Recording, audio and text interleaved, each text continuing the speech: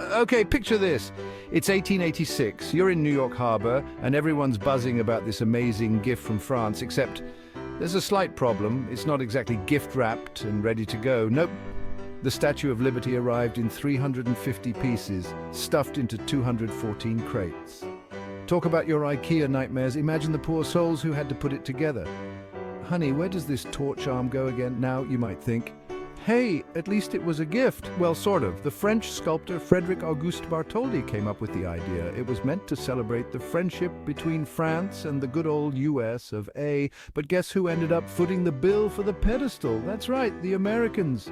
Turns out, even back then, international shipping could really break the bank. The whole thing wasn't exactly a smooth operation. It took over 2 decades to go from, hey, let's build a giant statue, to voila, liberty enlightens the world. Along the way, there were money troubles, design changes, and enough political wrangling to make your head spin. But hey, nobody remembers that part. We just see that magnificent lady standing tall, a symbol of freedom and hope, and maybe a little reminder that even the most ambitious projects can have their share of hiccups. So, let's talk about Bartholdi, the sculptor. Picture a guy with a big moustache and even bigger dreams. He wanted to create the most awe-inspiring statue the world had ever seen, and he wasn't afraid to think big, 305 feet tall to be exact. Rumor has it, Bartholdi might have borrowed a few features from his mother for Lady Liberty's face. Hey, who needs expensive models when you've got family, right? But don't tell her I said that. Now, the French public, they weren't exactly lining up to fund this colossal project. Can you blame them? Imagine trying to explain to your neighbor why you just donated your life savings to build a giant copper woman.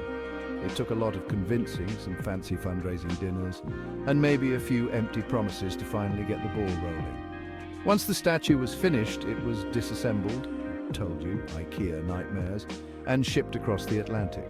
The journey wasn't exactly a luxury cruise. Storms tossed the ship around like a bathtub toy. Talk about a rough crossing. But finally, after months at sea, Lady Liberty arrived in New York Harbor, ready to be reassembled and take her place as a symbol of, well, we'll get to that in a minute. Let's talk about money, shall we? Because building a giant copper lady doesn't come cheap.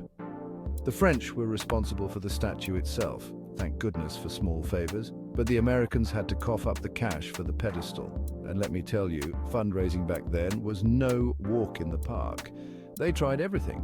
Fancy art exhibitions, theatrical productions, even a poem writing contest. Imagine winning a year's supply of rhyming dictionaries for your ode to Lady Liberty. Talk about a niche prize. But the most entertaining fundraising tactic, bare-knuckle boxing matches. That's right, folks were paying good money to watch guys punch each other's lights out, all in the name of liberty. Talk about irony, huh? The fundraising campaign was a wild ride, full of ups and downs, much like the stock market, but with fewer insider trading scandals, hopefully. But in the end, they managed to scrape together enough dough to build that pedestal and give Lady Liberty a proper place to stand. Imagine ordering a giant jigsaw puzzle. Except the pieces are made of copper, weigh tons, and you have to assemble it in the middle of a harbor. That was basically the challenge facing the workers who put Lady Liberty together. They started with the pedestal, of course. It was designed by the same architect who did Central Park. Talk about range. He must have been a busy guy. Once the pedestal was done, it was time for the main event, putting the statue together like a giant green copper Lego set. Now, remember those 350 pieces I mentioned earlier? They weren't exactly labeled.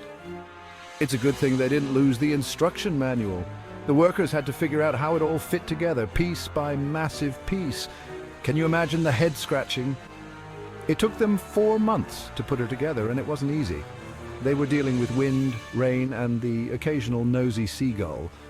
But finally, on October 28, 1886, Lady Liberty stood tall and complete, ready to greet the world.